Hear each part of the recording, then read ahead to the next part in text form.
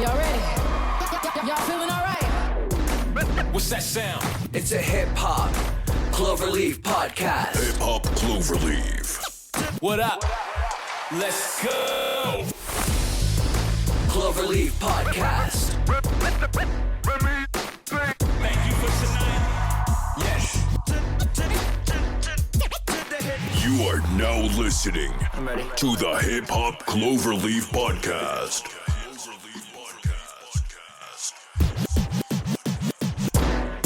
Good morning, good evening, good afternoon, and good night, and welcome back to the Hip Hop Cloverleaf podcast. We are your hosts. My name is EC, And it's your boy O. and today we have a dope-ass lineup for you guys. We're going to start this shit off with the hot seat. Then we're going to be talking about famous hip-hop graffiti murals around the world. And to end the show, we're going to have a special interview with none other than producer, songwriter, and director Nick Nittoli. Keep it locked, y'all.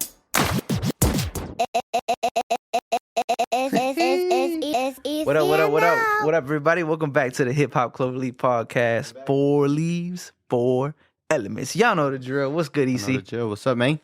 What's happening, man? How you What's feeling? happening? I'm a little tired today. I'm not gonna lie. I'm a little tired, Bro, but it's you all out here good. grinding, man. I know you got a lot on your plate, so we appreciate you taking the time to be with us and to be man. able to talk about this. So, Yeah, let's get get into it. First segment, we got the hot seat. So, you want to kick it off? You want to ask me the questions and All I'll ask right, you the for first? sure. Rapid fire questions, rapid fire answers. Here we go. All right, Let's see it. today I only got 5 for you, all right? Okay, say less. All right, let's get it. Starting this off, Kanye or Jay-Z? Oh, Jay-Z. I'm going Jay-Z. Marshall Mathers LP or Slim Shady LP? Oh, I'm going to go with Marshall Mathers LP. Get Rich or Die Trying or the documentary? With that one, I'm going to go with, damn, that's a tough one. I would say Get Rich or Die Trying. I just think Get that one's Rich or more Die solidified. Man on the Moon 1 or Man on the Moon 2? Man on the Moon 2. That's my personal, my favorite Man on the Moon album Okay. thus far. And last one, none other than Wu-Tang or Dipset? Wu-Tang? I'm going to go with the Wu-Tang. Wu-Tang. Yeah. I don't know if I said that one last time we did. No, it. that's a new question. I remember that one. Okay. Okay. So I got a couple questions for you too. Yeah. Real quick, we'll start off easy. Hip hop in the 2000s or hip hop in 2010? Excuse me, 2010 era. Dang, off the top of my head, I'm gonna go 2010 era. 2010s. Okay. What are your thoughts on Drake's Artist of the Decade award? What are my thoughts on that? Mm-hmm. Deserving. Deserving. I like that. That's a good one. That's a good answer. I like that. When it comes to new artists, what are the first couple things you look for? When you're listening for new artists, what do you look for? If I like the way they sound, I guess. Sort of I guess voice. the music. Yeah. Yeah, voice and music. I don't know. It's a deeper question. If you could watch an album being made from the first idea to its initial release, Ooh. which artist would you want to see and why? Oh man, You don't have to ask them why. Just which artist would it be? Kendrick Lamar. From start to finish? 100% Kendrick. Damn. Yes. When you think of to end last question, where do you think hip hop is heading? I'm sorry, and like you don't have to That way. That way, Subway cold cut. I was thinking, like, do you think it's gonna go for a new sound, or do you? Yeah, think... definitely. I think eventually he's gonna go into a new sound. So Yeah. I'm thinking just because like we're hitting a new decade, Yeah. and typically every new decade it has a new sound. I'm thinking, what like, do you think it's Yeah. gonna go? Like, Yeah, I think it's gonna change. I think it's starting to change a little bit already, but I think it's gonna keep some of the same elements that it already has. mm-hmm. But it's definitely, I think it's gonna sound a little different in a few years for sure. Cool. I like Yeah, that. Good yeah, answers, man. So that was the hot seat. Hot seat.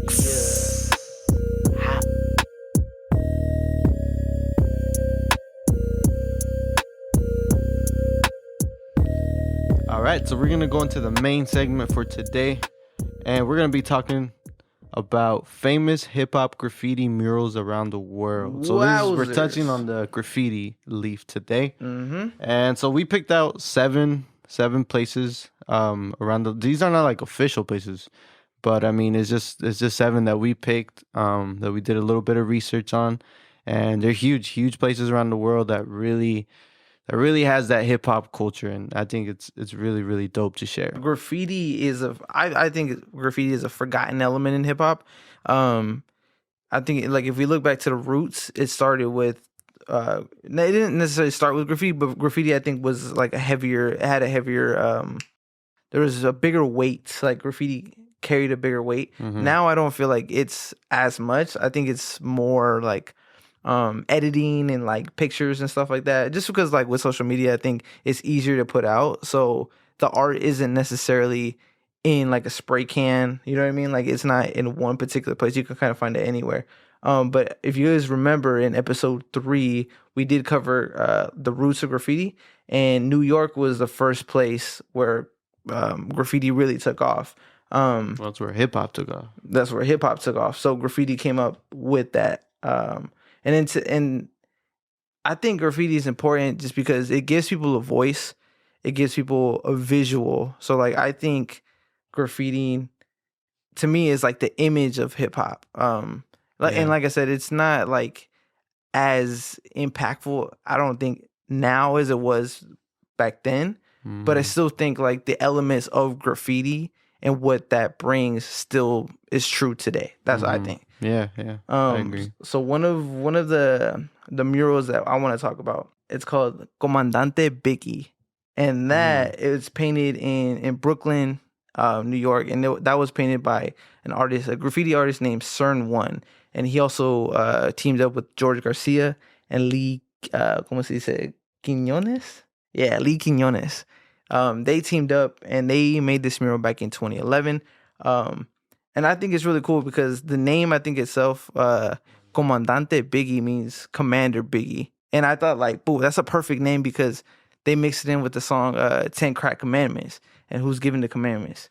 Commander Biggie. I thought that was really cool and how they played that. And then like something else that kind of just like crossed my mind when I was looking at this mural is like, if you're from there, if you're from Brooklyn and you see an image of somebody successful who's made it, who's from the same areas, like the same area as you are, then I feel like that just like the meaning behind that picture, that mural means like, you know, you can do it too. You know what I mean? Like your dreams are not that far from where you are. Like if Biggie can do it, you know, selling rock like he did, or, you know, just the struggles that he had to go through. Like I think those problems are not, they're not your problems, but you know, everyone has their own struggles. So that was his struggle. And I thought it was cool just to be able to see somebody who's had a past like that to be able to make it. You know, unfortunately it ended the way it did, but you know what I mean? Like it's just, I think it's the swagger, like the heart that comes with the mural. And then it also feels like the city is behind that. And like even Biggie is Brooklyn, man. Yeah. Even like in the NBA, Brooklyn has Biggie jerseys, like Biggie inspired jerseys. And that's, you know, that's just like Biggie one thing. That's crazy. He's the heart of Brooklyn for sure. He's a representative of Brooklyn. And speaking of the song 10 Crack Commandments, DJ Premier produced and sampled a couple of different songs to make that joint. And oh man, everybody knows the countdown, the 1, 2, 3, 4, 5, 6, 7, 8, 9. It's the 10 Crack Commandments. One, bro. Oh my gosh, man. Just hearing that. That's a hard ass beat. He sampled who did he sample? Public Enemy on a song called Shut 'Em Down. So that's where they got the countdown from. But there's another heard song. That song? Yeah, I have heard it. It's a good song.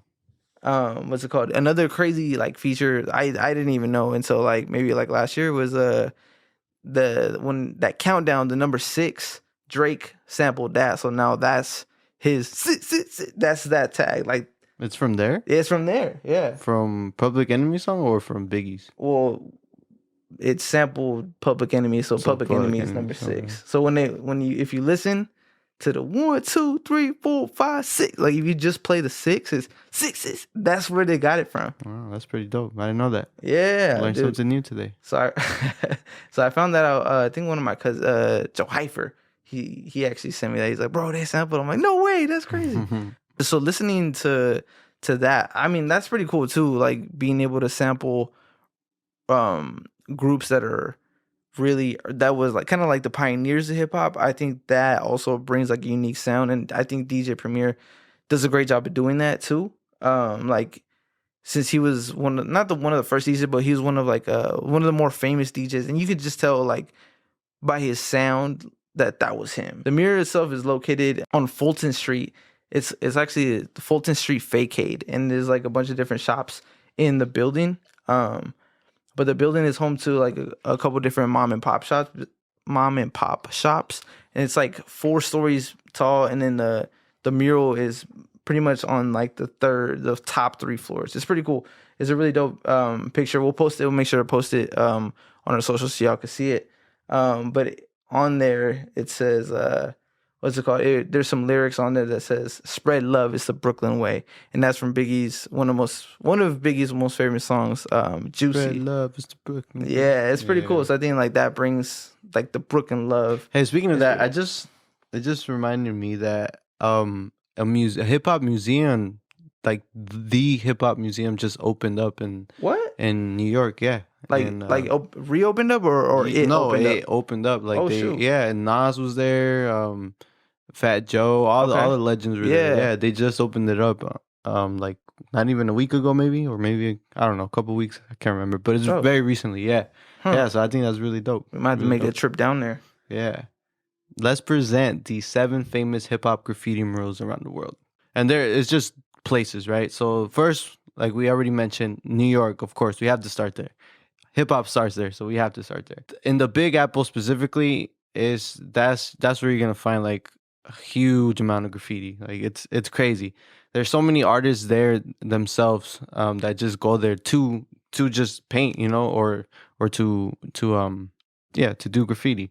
And that's the place where many artists have gone inspired, and they bring art from all over the world to the Big Apple. And I've never personally been there, and I know I don't think you have either. Not New York. No, I've been in Jersey, but that's 9 hours on the same thing. Yeah, so I would say New York is the place where if you want to find like dope ass graffiti, go to New York. Man. I need to go there. So there, we don't have to say much more about New York, man. It's where everything got started. The Mecca. Hip hop music started there. B-boying, of course, started there. Mm-hmm. Same thing. And of course, graffitiing. That's where you're gonna find. I think. I wish, like said, we're gonna post these things online so you guys can see them. But obviously, we can't show you what they look like. But dang, these graffiti murals are amazing, man. It's just crazy how artists do all that. Like I can't even draw on the paper like that. It's crazy. Man. Actually, you can. I think you're really good. I've seen some of your sketches, and I think they're really cool. Like they always get my mind thinking and working. It's pretty cool. So I don't think just because you don't think your stuff is good doesn't mean other people don't. And I think I appreciate that. Yeah, but for comparing it to other murals, like all right, maybe I can draw a little bit, but damn. Transitioning that to a wall with spray paint is not a pencil, you know what I'm saying? Yeah, definitely not. It's crazy. Different tools. And I respect people that could do all that. Second spot in the world that we chose that is the mecca of graffitiing is Melbourne, Australia. And so let's talk about Australia a little bit. Australia has a huge hip hop culture there. Obviously I've never been there either. But I've seen, if you kind of notice how all these big rappers always go on tours there, and they have huge fan bases. All the big rappers, Jay-Z, Eminem, all these big artists. They have a huge fan base down there. So that himself, that culture over there is crazy. It's crazy how way over there in the world, that's how far hip hop has gone. And so Melbourne is pretty much the graffiti capital of Australia. If you look up all the graffiti that goes on there, it's amazing, man. There's many different styles that come together there, and like I said, that cultural heritage is just it's huge there, and it makes me think of I don't know why this popped up, but Hobson. I don't know if you guys know that rapper, but he always like tours over there, and I think he even lives over there. And so that's one big reason how I found out about how big the culture is over there. Like he has a huge fan base down there. Yeah, man. I'm just saying that Australia fan base is crazy. It's crazy. Hip hop is huge over there. The third third spot that we chose in the world, we got to take it all the way over to Bogota, Colombia. Ooh. Yeah, so that story there is crazy. So I'll start with this. There's a tragic story that happened back in 2011. It was August 2011. There's a 16-year-old kid named Diego Felipe Becerra, and I guess his nickname was Tripido. So what happened is one day he was doing some graffiti, and some cops pulled him over, or they stopped him. Obviously they were gonna arrest him for doing vandalism? graffiti. Yeah. For vandalism. And what happened is I guess he started running, and the cop shot him in the back and killed him. And 16-year-old boy just for graffitiing, yeah. And so that's been a huge thing out in Colombia. It was a huge event. It went like worldwide news. And ever since then, graffiti has become decriminalized in Colombia. And there's even like specific, that's crazy. Yeah, there's even specific spots there that are made just for graffiti, and they let people do that. And so that whole tragic event inspired many different artists to do their own work. And now since it's decriminalized, you'll see a huge amount of graffiti. A lot of it has to do with Tripido, with Diego. They do a lot of murals for him. They pay homage to him, and they see him as this thing, like, he died for a great cause. Yeah. And even though it was tragic, it's something positive came from it. Something positive came from it for sure. And so there you'll see young creatives just that come together in Colombia, that just come together just to collaborate on different pieces. The city has many legal sites, like I said, for graffiti specifically. So it's like it's filled with graffiti. It's crazy. And those do you know if those, like, do they like repaint it so then other, like, more artists can come, or do they like leave it and then other artists just come and do it over? I'm not sure for here, but I know we're gonna talk about Germany as well. They do that there a lot, where they repaint. They'll go over, like, sometimes they'll run out of space, whatever. Yeah. They'll repaint over, and so more people can come and graffiti and do their own work. So it's crazy. But back to Bogota, the city has a huge, strong heritage for the graffiti culture. And man, just think about this is the third country we're talking about, or the third spot. It's crazy. They're all over. They're different parts of the world. Yeah. And that's how far hip hop has reached, man. So there's a reason why hip hop is the number one. It has become the number one genre in the world. So there's similar art styles found in Bogota that you can find in Mexico and Brazil. So they share a lot of common features. The next spot we want to take it to, we want to go to Paris, France. And Paris is a huge city, regardless, just for everything. But Paris really is known for, as far as graffiti goes, they're known for like their rebellious and constructive style. And all of that, adds to the creativity of different artists. You'll see like strong, vibrant colors. You'll see really fast images, political criticism that is shown through the art. And that's always been a way of expression for French artists in general. Yeah. So just imagine how the graffiti would look, how the murals, everything that they put, the content that they put into it. There's some solid content behind, and I can see. I know, like, in other countries, I want to say like China specifically, whoever's running their country, they can't say anything bad about their leaders, that's crazy. Because like you don't even have to like them, or even if you don't like them, you can't express that. So when somebody's in place, like, that's it. You know what I mean? You have to follow what they say, and it's so much different in different countries. Yeah. But so I'm happy that we live in a place where we can express that, and then there's other places that also carry that. Like, you know what I mean? You can express yourself by doing that. Yeah, man. I couldn't imagine living in a place where you get like you're thrown Like in jail. monitored, Yeah, that's crazy. Next spot we want to talk about is Sao Paulo, Brazil. And of course, you've noticed how these cities are like huge capital cities of countries. But of course, so for Sao Paulo, it also has a rich culture.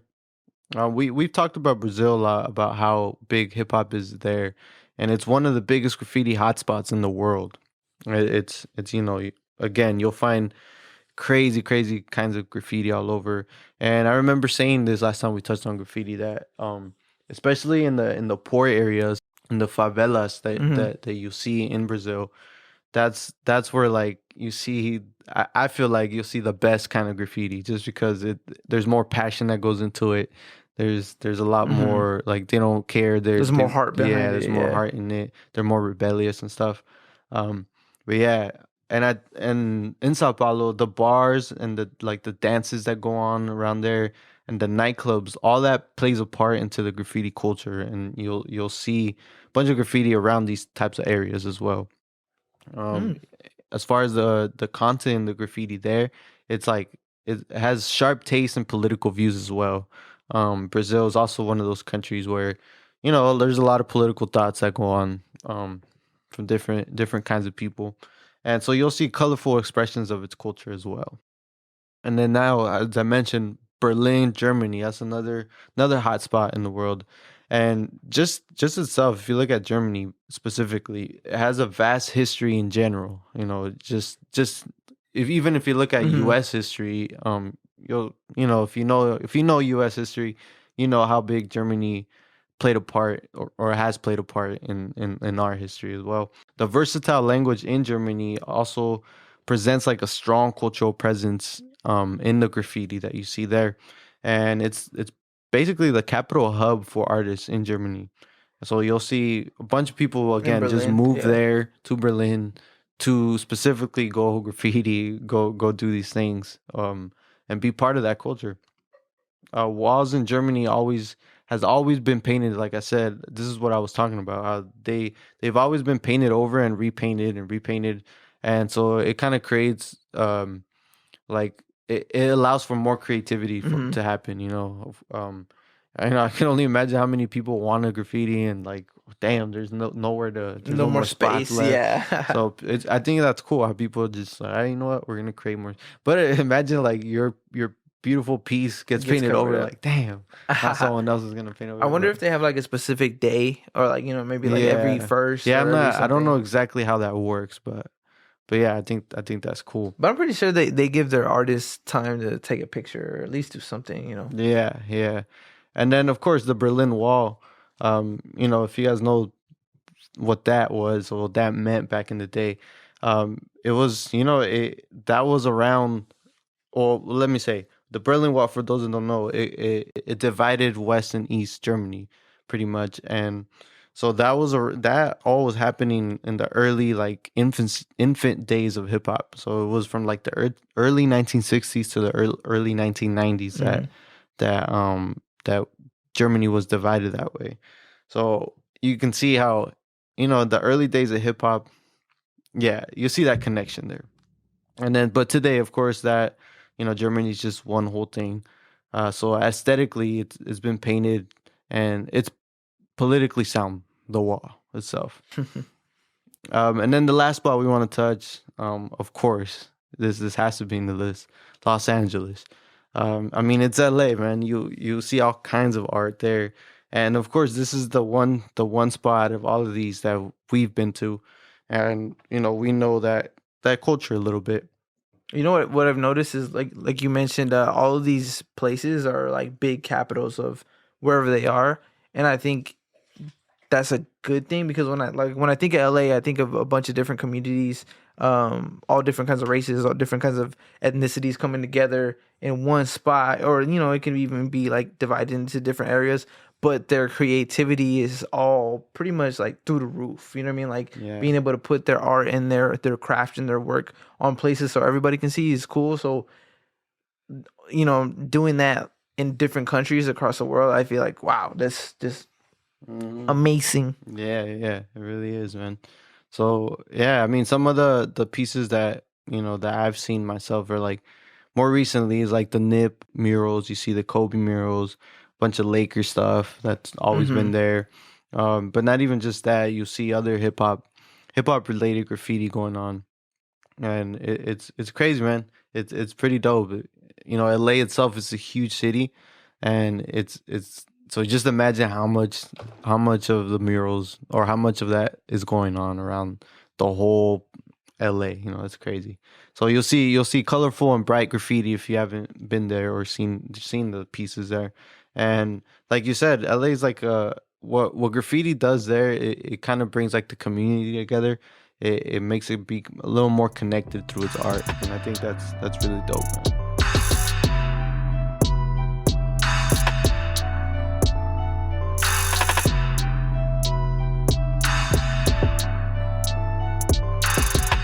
So for the last segment, we're going to end this show with a special interview with a songwriter, producer, director, artist. He has co-written songs for Snoop Dogg, French Montana, YG, Jessie J, Zendaya, plus more. Ladies and gentlemen, please give it up for Nittoli.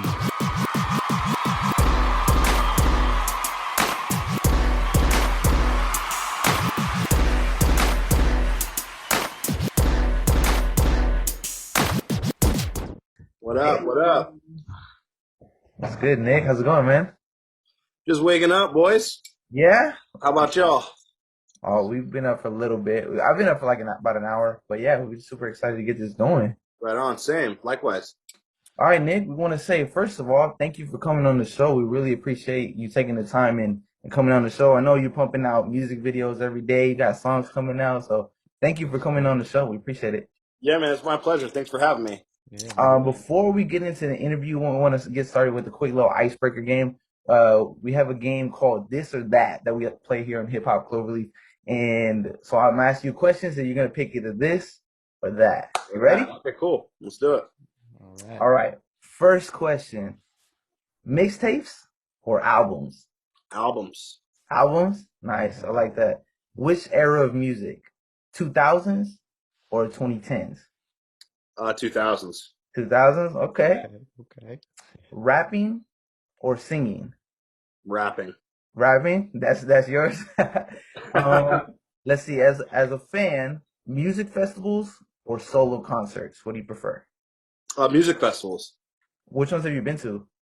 I've been to a bunch, man. Like I used to be like a punk rock kid, so I used to go to like all these shows with like 20, 30 of my favorite bands and stuff. Yeah. So Nice. you just get to see more acts that way. So Yeah, I feel that. EDM or hip hop? hip hop Hip hop. all the way. When it comes to making music, hip hop or country? Man, that's a tough one because country's really fun to make, but my heart is way more invested in hip hop. Yeah, I checked out the country song and I was like, "What? This guy can do country?" I don't know, just Yes, like sir. it totally threw me off for that. Yes, sir. Headphones or speakers? Headphones. Headphones. Yeah. Music videos or studio sessions? Gosh, that's actually a very tough question because I have love for both of them. I'd say studio sessions. Yeah. Yeah. Why is that? Why do you like studio sessions? Because I mean, you never know what's going to happen in a studio session. Like some of the greatest times of my career have happened in the studio with people just coming up with random ideas or just hopping on the mic with auto tune, and all of a sudden something just comes out. Music videos are fun like that too. Like you never know what's going to happen in a music video shoot. Yeah. And a lot of improv happens in both of those settings, so that's why it's hard to choose. I like that. Good. Okay. Studio sessions or live performances? Live performances. Yeah. How many have you done?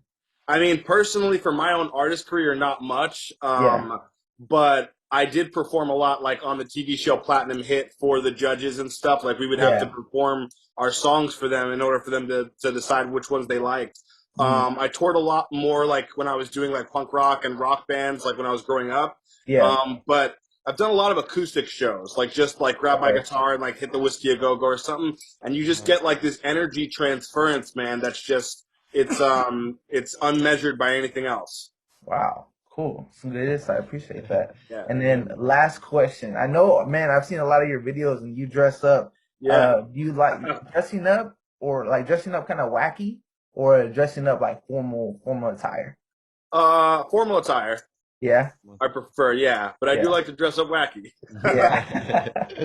Cool, man. Well, that was the game called This or That. That was just one Like to get your mind working. I like fun, that. Isi, you got some of the questions. So now we're getting into the actual interview. So Let's here we do it. go. For sure, man. So first of all, let's start at the beginning, man. I want to Share with us your story. How did you become involved with music? What are some of your earliest memories of music? Sure, yeah. Like my grandparents are songwriters for Frank Sinatra. So like I grew up in a house where they had plaques and like pictures of them with Frank Sinatra in the house, and that's always been like a thing in my family. So Okay. my dad's also like a famous drummer. So it's in my blood literally. I started like really getting serious about it when I picked up a guitar off a garage sale when I was a kid. And I started playing like Blink-182 songs, like Nirvana songs, and a bunch of like rock music that I was into, and then that eventually kind of spread to rap music. You know, like Eminem was one of my biggest influences, Tupac Wow. Shakur, Biggie Smalls, you name Wow. it. And so, you know, I had that West Side Connection CD. Like I was like the, you know, I was the P Diddy and Mace. I was part of the Yeah. Puff Daddy and Mace crew, man. Like I wanted to be in the Bad Boy family, man. So Who they didn't? inspired me so much, and that just started to grow and grow. And I knew at a very early age that I was going to be in the music industry. Like I knew this is what I wanted to do. So I just kept at it and I kept getting better. And then, you know, around the time I was like 23 years old, I got the opportunity to go on that TV show on Bravo called Bravo's Platinum Hit. And I had already been writing my own songs and like producing my own stuff and kind of getting ready for the opportunity. So I was ready when I got on that show. And then after I got off the show, I started a record label in Hollywood and started to produce my own music along with the writing, and then eventually caught the likes of Snoop Dogg, French Montana, YG, a couple of other big names, and then all of a sudden I was in the game. So I just kind of kept going from that point. I worked with an artist known as Neon Hitch. She's like a super big EDM pop artist. She's worked with like Bruno Mars, Sia, etc. And that helped me get my deal in 2017 with Warner Chappell Music Publishing, and they signed me as an artist, a writer, and a producer. So then once I had my publishing and record deal, I was like, man, it's time to go balls deep into this. So then I started putting out my own music, and you know, I was already writing my stuff, but I was like really writing after I got signed. Yeah. So, and now you're kind of looking at where I'm at now. Wow. Wow. No. That's crazy, man. That's great. So with that, what are some key things that you've learned from working with all these huge artists, all these other big artists, and what are that you've taken away for your own career? Yeah, I mean, that's the thing. I was an artist kind of behind the scenes the whole time. So when I was working with people like Snoop or French, like I was taking notes and literally learning what they did well and then learning what they didn't do so well. So any mistakes that they would make, any artist that I work with, any mistakes they would make, I would kind of jot it in my notebook and, you know, be like secretively taking notes and thinking about applying that to my own career. And you know, I learned a lot. You know, there's a lot to learn in the music industry, from production to writing to mixing, mastering. There's so many tools that you can kind of take and keep, you know, for yourself if you really want to be an artist. So I really recommend that if you want to be an artist, to kind of work behind the scenes a little bit so that you have all this knowledge that you can apply to your own artist career when you're ready for it. Yeah, that's great advice, man. Um, so I would say your music, as we touched earlier, your music is well diverse. Who are some people in your life that have shaped and molded your artistry? Man, I mean, Eminem, obviously a huge one as far as hip hop goes. Tupac Shakur, both personally and musically and spiritually. You know, I listen to everything though. Like my grandparents are Italian, so I grew up on like doo wop and old school music, Elvis Presley. You know, pop music. I don't want to say Britney Spears, but like Madonna. You know what I mean? Like I listened to all of it. I never had the ego to be like, I'm too good for this type of music. If something made my head bop, it made my head bop. And so as I was getting older, I started to realize I'm like, if I'm gonna do an artist career, I want to be free. I want to be free to kind of do any kind of music that I feel. So like if I feel country one day, then I want to write a country song and put it out. And for me, as a fan of music, there was never an artist who did that. There was never any artist that was like, all right, I'm going to totally switch up right now. You know me as a hip hop cat, but here comes my rock album, and I got a rock voice and rock guitars, and it really sounds different. Yeah. So, you know, it's like a label's worst nightmare because they're like, well, how do we market you? We need to, you know what I mean? So, but for me, I was like, fuck it, man. Like, I already got signed. I have money in the bank from all the people that I've worked with. I really don't need to make money off this music shit. You know, I do, and it's a blessing, but I didn't need it. So for me, I didn't have any fear. And I felt like that opened up lanes for me to just kind of try anything and do anything. I got an R&B album, I got a country album, I got a pop album, I got a hip hop album, and there's more to come, you know? So I want it to be like when you click on a Nick Nittoli song, you don't know what the fuck you're getting. And that's exactly what we get when we check out your videos, man. It's just like crazy that I click and I don't even know what to expect. You come out in costume, you come out with glasses, you come out, and that's cool. And you said that's the intention.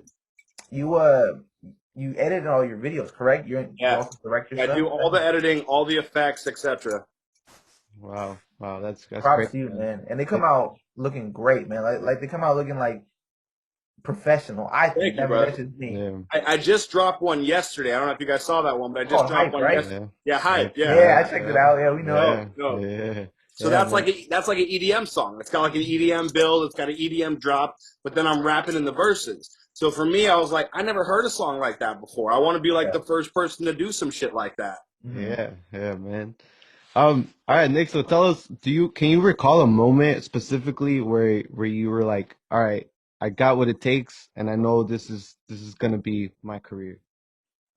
Yeah, I mean, I would probably say it's like a song that I wrote inside of like my studio apartment before I even got on Platinum Hit, just alone after working some shit job. I would just grab my guitar and start playing, and I felt that energy. And I mean, like, you can't bullshit a bullshitter. So like, I would never bullshit myself. And plus, I was always trying to be successful and make money. So I would never be like lying to myself so that, you know what I'm saying? Like, I knew that I had what it took to get to where I'm at today.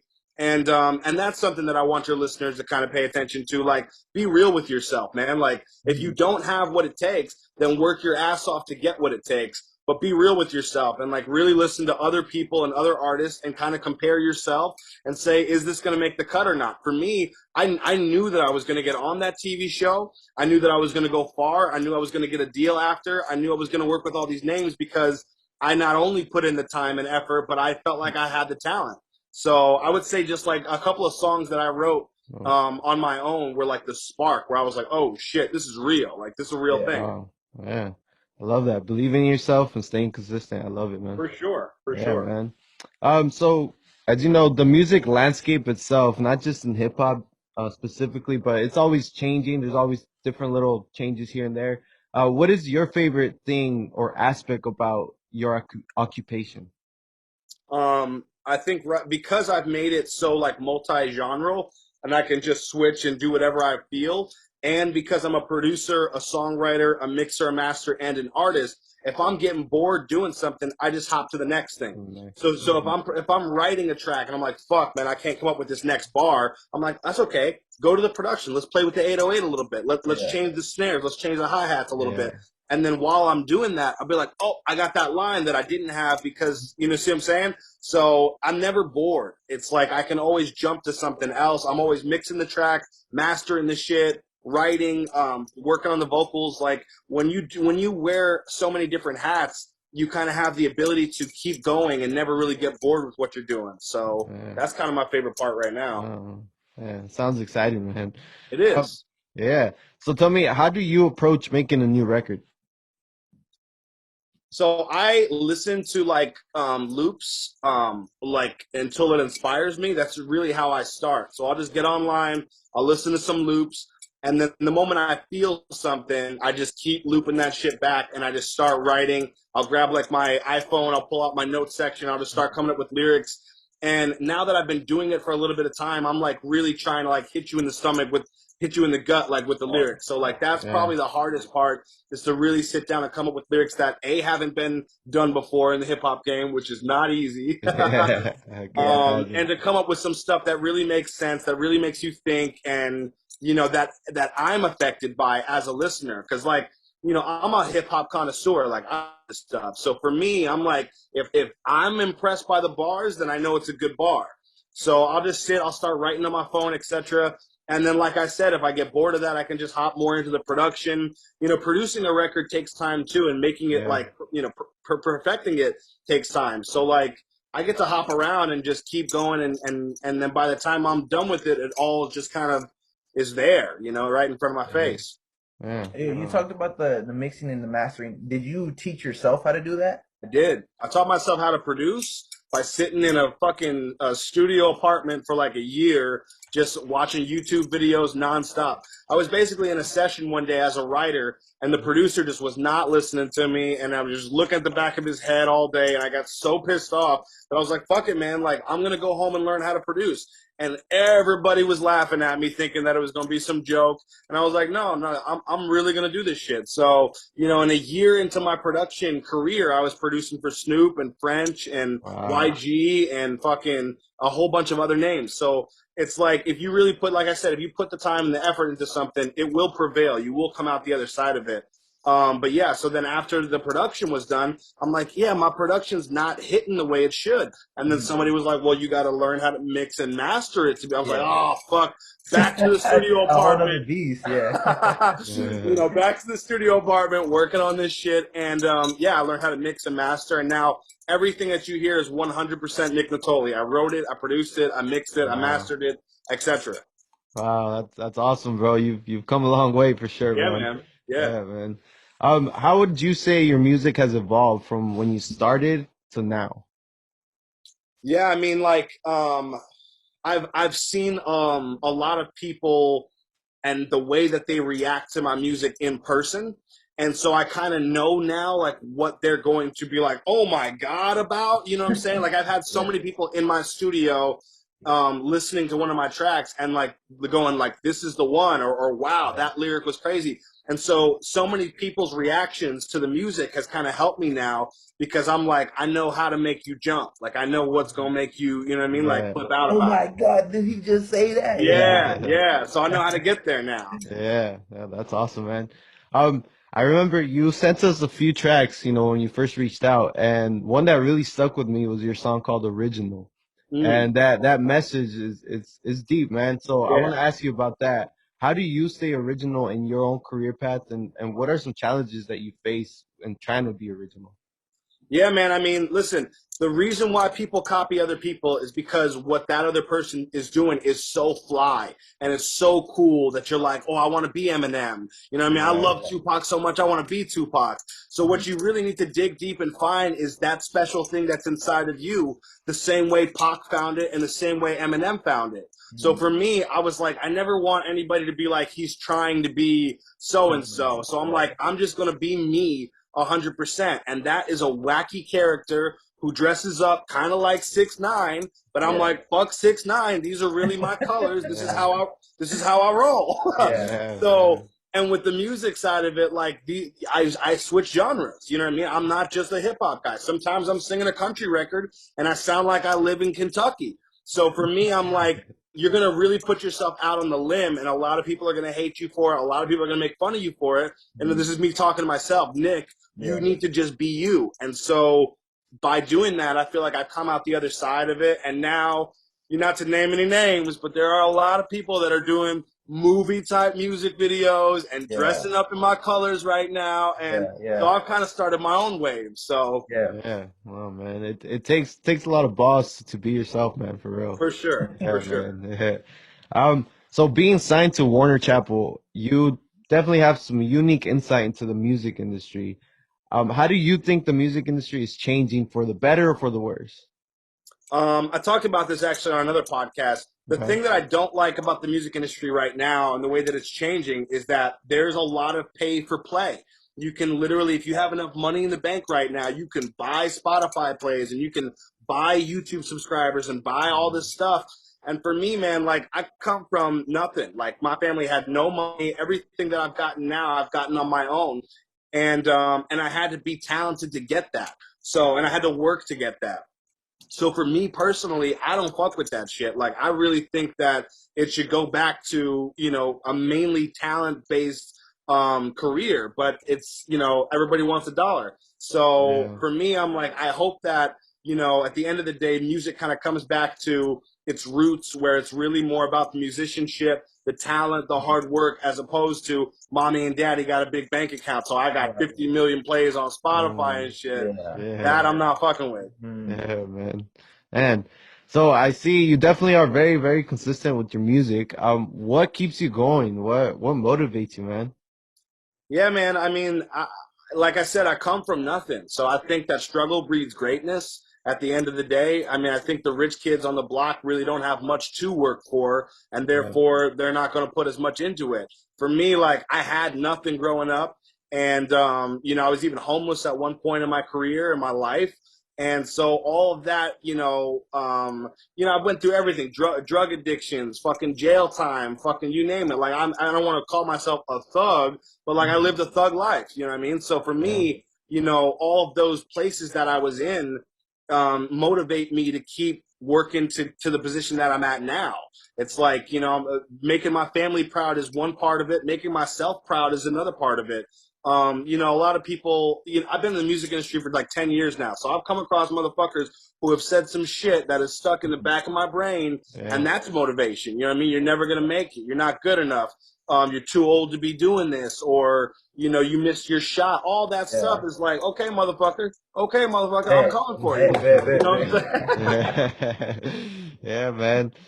So just so you know, some of our listeners, we have all types of listeners, but a lot of them are artists that are trying to start themselves. So for people like them, they have, you had a vision yourself. So what is a key piece of advice that you would give someone that is just starting out?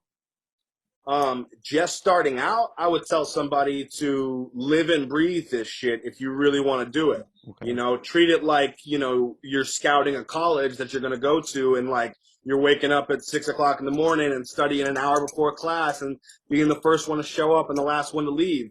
I come from like a sports background. Like I played high school football and stuff. And like, I remember doing Hell Week and 2-a-days and shit. And like, we had to work our ass off to get a starting position. It wasn't no joke.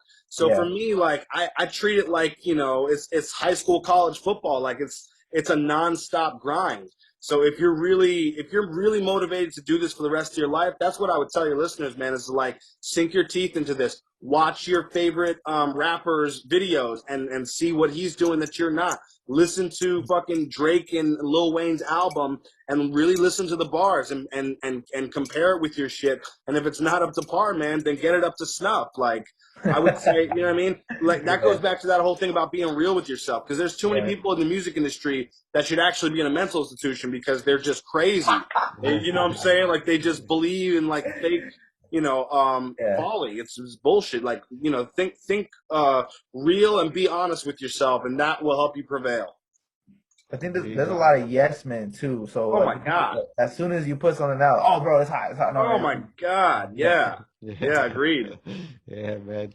So for you, if you could start over with your own career, what would you change and what would you keep the same? That's a tough one, man, because I spent a lot, like I said, I spent a lot of time behind the scenes working for other people. And right now we're in like this clout universe where it's like, it's all about what have you done and, who are you? So I'm like, I kind of felt like I should have spent a little bit more time on my career and on myself as an artist. At the same time, I wouldn't have had all the knowledge and the experience, the production skills, the writing skills that I have now to put into my artist project. So that's a tough one, man. I would have to say, possibly the kind of balancing it a little bit more to where I worked a little bit on other people's shit and I worked on my shit. Okay. I think working with other people, like you said, you were able to take that in, and if you were focused on yourself, I think you wouldn't be able to grab as much knowledge as you did. And I'm glad you did, man, because I really like the path that you're taking. I like the way that you're putting stuff out. That your work ethic seems unmatched. So yeah, and I love it, man. A part of that is because I didn't drop stuff for the past 10 years. So the whole time, I've been in the music industry for like 10 years. I always wanted to be an artist. So now that I am, I'm like music video, album, because I'm kind of making up for lost time. You know what I'm saying? So I appreciate that, man. Oh, man. So, all right. So what's next for Nick Nittoli, man? Well, you just dropped a single. I just dropped a music video that's out right now. It's at 10,000 views. It's called Hype. It's like an EDM hip hop song. You guys know, you heard it. For your listeners, go check that out. And then I'm dropping an album of like 18, 19 songs, like literally next week or the week after. It's gonna drop this. Oh, Yeah, it's dropping this month for sure. But on top of that, I've got like 4 straight hip hop singles. No hooks, just bar. Some of the best hip hop that I've ever done in my entire life is about to drop. So these 4 songs that I'm working on like right now, like I just got finished mixing before we hopped on this call. These are some of my best hip hop songs of all time. Oh, nigga, totally out here grinding. Let's go. Big words. All right, Nick. So how can someone connect with you or find your music, man? Yeah, man. Hop on my Instagram, Twitter, YouTube. It's all at Nick Nittoli, NickNittoli. And yeah, man, hop on, check me out, tap in. All right. Don't forget to follow Nick at Nick Nittoli on Instagram, Twitter, all that good stuff. Go listen to his latest single, Hype, and be on the lookout for his new project, man. Thank you guys so much for taking the time out to do this. You guys are awesome. Yeah, man. Thank you, Nick. We appreciate your time. Hey, good luck with your career, man.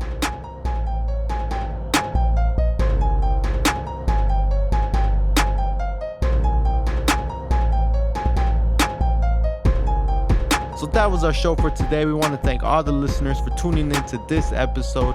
We presented to y'all famous hip-hop graffiti locations around the world. And we ended the show with a special interview with none other than Nick Nittoli. Subscribe to our pod if you like what you hear. Follow us on Twitter, Instagram, Facebook, all the socials at HH Cloverleaf. Make sure you tune in next week for a brand new episode. We want to give a shout out to all the hip hop heads, all the listeners and the followers. Shout out Nick Nittoli for a dope interview. We appreciate you coming out, man. You could be anywhere in the world right now, but you are here with us, and we appreciate that. This is Hip Hop Cloverleaf. It's easy now.